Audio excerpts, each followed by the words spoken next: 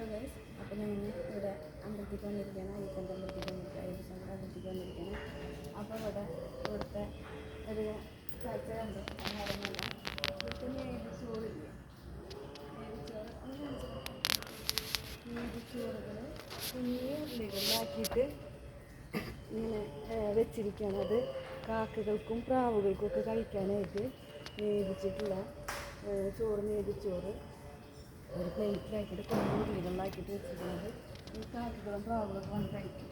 പിന്നെ ഞാൻ വേറെ കാര്യം പറയുകയെന്ന് വെച്ചാൽ, ഞാൻ ഈ അമ്പലത്തിൽ വന്നത് ഇഷ്ടപ്പെടാത്ത പോലെ ഒരാൾ എന്നോട് പെരുമാറി ഗൈസ്.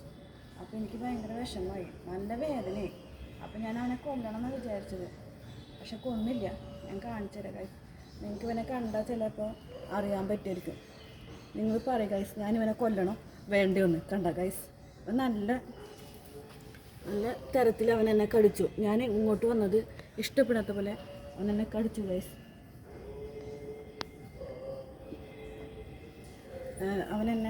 ഞാൻ ഈ അമ്പലത്തേക്ക് വന്നത് ഇഷ്ടപ്പെടാത്ത പോലെ അവൻ എന്നെ കടിച്ചു ഗൈസ്. ഞാനിവനെ കൊല്ലണില്ല, നമ്മളൊരു ജീവനെ കൊല്ലുന്നത് ശരിയല്ലല്ലോ, അപ്പോൾ പാടില്ലല്ലോ. അതുകൊണ്ട് ഞാനിവനെ കൊല്ലണില്ല, ഞാൻ വെറുതെ വിടാണ് ഗൈസ്. ശരി, ടാറ്റാ ബൈ ബൈ. പോയി രക്ഷപ്പെട്ടോ.